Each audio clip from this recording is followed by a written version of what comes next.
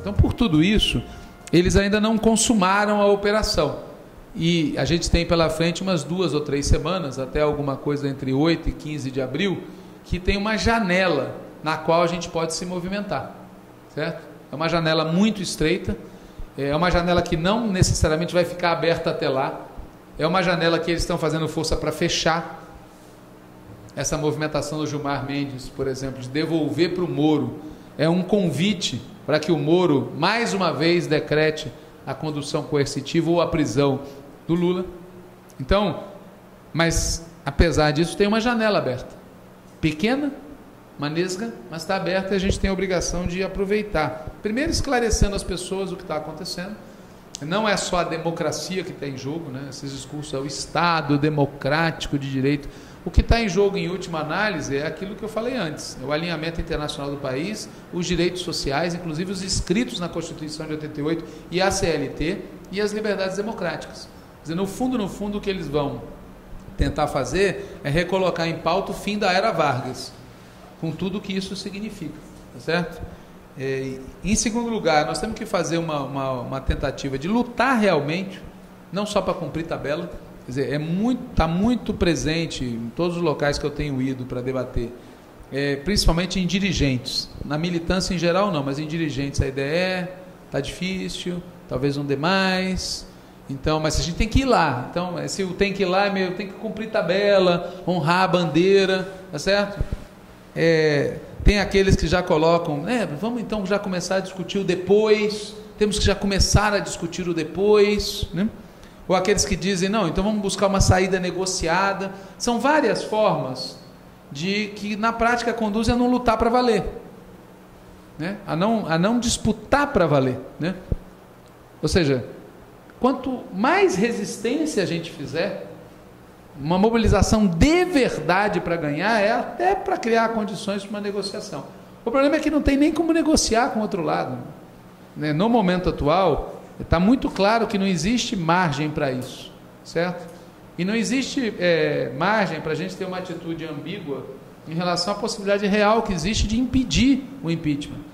Eles, para fazer o impeachment dentro da lei, eles precisam de 342 votos. Nós não precisamos de 171. Basta que eles não consigam os 342, tá certo? Eles podem conseguir? Podem. E nós também podemos impedir isso. Nós temos que trabalhar para isso, com mobilização social, com esclarecimento, com corpo a corpo com os parlamentares, obrigá-los a, se for para ganhar contra nós, e suar para isso, porque senão a gente pode passar a impressão de que não tem um golpe em marcha, de que está tudo dentro da lei, que esse é o jogo, tá certo? Então, a primeira questão que eu falei e repito, temos que esclarecer as pessoas o que está em jogo. Em segundo lugar, lutar realmente para impedir, para derrotar essa mobilização. A terceira é fazer um esforço para mudar a opinião da classe trabalhadora sobre o que está acontecendo. A gente fez várias mobilizações importantes, mas que são mobilizações de militantes. Militantes organizados ou militantes não organizados, pessoas que se sentem convocadas mesmo não fazendo parte de nenhuma organização, a comparecer às manifestações. Agora, a maioria da classe trabalhadora não. Então, nós temos que fazer um esforço para, nos locais de trabalho, nas escolas, nos locais de moradia, conversar com as pessoas. Conversar realmente com as pessoas. No sentido de ganhá-las para uma posição contrária ao golpe. O que está em jogo para eles em relação a nós não é o tema da corrupção, é só ver o tratamento seletivo que eles dão, tá certo? E não é o tema, tá certo, do funcionamento das instituições, porque eles estão desorganizando as instituições para nos derrotar. O que está em jogo é a política. Qual é a política econômica que eles querem colocar no lugar? Não é pela metade, é por completo, né? Evidentemente, nós temos que nos convencer também que não vai ser uma luta fácil nem rápida. Eles podem nos derrotar rápido. A gente, para derrotá-los, vai demorar muito tempo. Porque mesmo que eles percam o impeachment, eles vão continuar a ofensiva contra nós. Mesmo que a gente ganhe essa batalha, a guerra vai continuar. A batalha para eles, do impeachment, não se encerra com uma eventual derrota deles na Câmara dos Deputados. A nossa começa assim, ou seja, a nossa começa impedindo a vitória deles e vai prosseguir nas eleições de 2016, na disputa da sociedade, nas eleições de 2018. Esse período só se encerrará quando a gente conseguir ganhar as eleições presidenciais em condições de fazer um programa que preveja aquilo que a gente deveria ter feito desde 2003 e não fizemos. Esse é o tamanho da tarefa que está posta para nós, que é muito mais difícil, muito mais demorada e muito mais prolongada do que a tarefa que está posta para eles, né? E por isso a gente tem que entrar num clima de mobilização permanente, né? Por fim, é óbvio que parte grande do que está acontecendo se deve aos erros cometidos pelo governo, aos quais eu já fiz referência, e a erros cometidos pelo PT e por outras forças de esquerda. É evidente, não tem como negar isso, tá certo? Agora, e esses erros vão ter que ser enfrentados no andar da carruagem. É impossível você convocar as pessoas à mobilização, à disputa, sem ao mesmo tempo ir tratando abertamente desse tipo de conduta que levou a essa situação. Exemplo, para não ir longe, tá certo?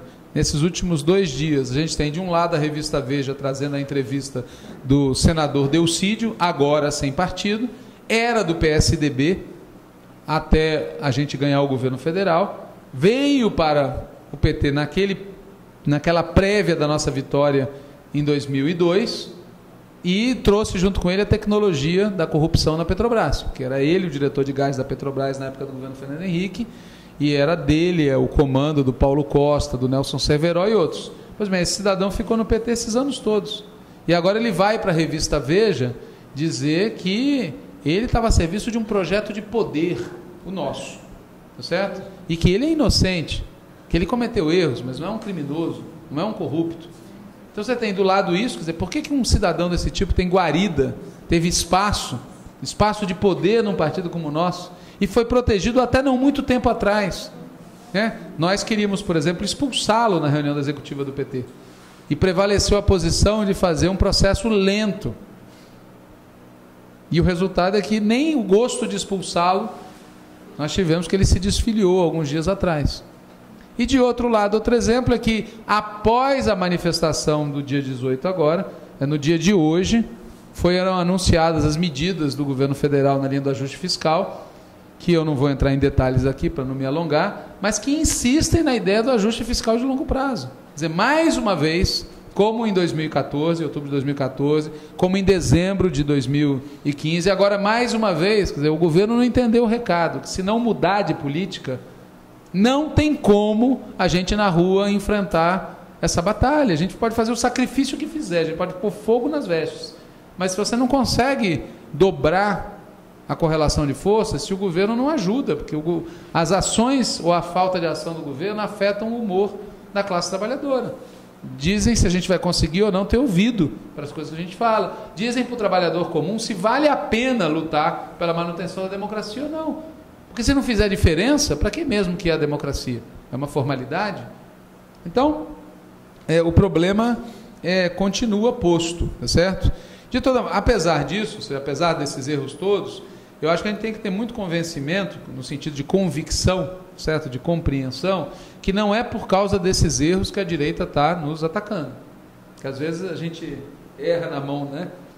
E começa a achar que é por causa disso, por causa dos erros na política econômica, por causa dos erros de conduta, por causa disso que a direita está nos atacando. Ao contrário, quer dizer, a direita nos ataca não é por causa desses erros, mas por causa das qualidades que a gente tem, passadas, presentes ou qualidades potenciais futuras. É por isso que eles nos atacam, por aquela questão que eu falei lá atrás, de que eles vão fazer o capitalismo brasileiro voltar ao modo normal, e o modo normal do capitalismo brasileiro não é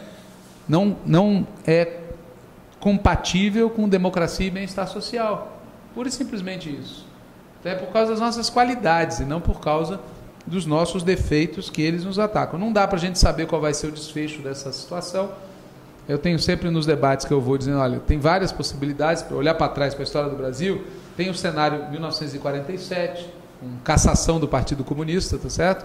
E um governo Dutra hiperconservador, repressivo contra os movimentos sindicais, mas que foi seguido da eleição do Vargas. Você pode ter um cenário à lá 54, em que um golpe estava totalmente armado e foi desarmado por um fato extraordinário, No caso, foi o suicídio do Vargas, que acabou gerando um levante popular que fez os golpistas terem que refluir por 10 anos. Pode ter uma solução a lá 61, certo? Em 61, aquele momento em que o Leonel Brizola, tá certo? Depois da renúncia do Jânio Quadros, o João Goulart fora do país, e os militares e a direita dizem que não vão aceitar dar posse ao João Goulart, vice-presidente, na presidência, e o governador Leonel Brizola, com o apoio do comando do Terceiro Exército no Rio Grande do Sul, monta uma rede pela legalidade e cria um ambiente no país que deixa os militares e a direita numa situação difícil, porque eles sabiam que iam ter que enfrentar uma guerra civil. E o Exército Brasileiro é muito corajoso contra o povo, vamos falar claro, certo? Coragem de outro tipo demonstraram poucas vezes. Nessa época preferiram recuar, o risco de ter um enfrentamento com os setores legalistas das Forças Armadas, né? Aliás, os nossos governadores deviam achar maneiras de reproduzir uma rede pela legalidade nas circunstâncias atuais, com outras características, porque ninguém se iluda. Se a direita tiver êxito contra a Dilma, a sequência serão os governadores progressistas e de esquerda no país, a começar do Pimentel, que está na fila, tá certo? O governador de Minas Gerais, que está na fila de ataque já. Mas pode ter um desfecho a lá 64, que seja realmente uma coisa muito mais dura, certo? Contra o conjunto da esquerda. Então, a disputa que a gente está travando agora é que vai dizer o que vai vir depois. Agora, uma coisa que para mim está clara, que foi assim que eu terminei aquele roteiro que eu segui lá em Minas, na palestra projetório do PT de Minas, que eu queria também encerrar falando a mesma coisa aqui. Para mim, pelo menos uma coisa ficou clara, tá certo? Nessas mobilizações todas.